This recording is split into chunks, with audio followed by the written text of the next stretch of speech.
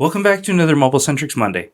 My name is Derek, and today I'm going to be going over a few things that you might have missed from MobileSentrix last week. Let's get into the video.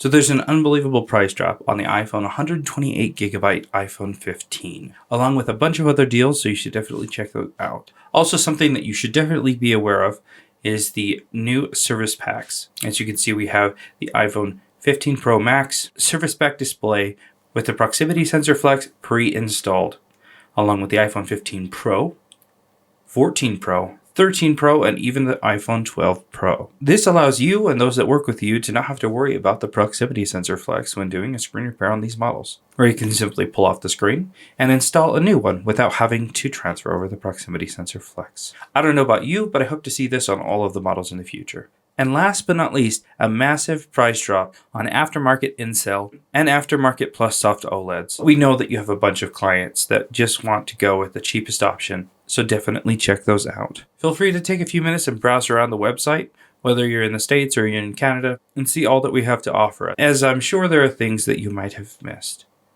Let me know in the comments below if you have any questions or if there's something that you'd like to see in a future video. Thanks a ton for watching. We'll see you in the next video.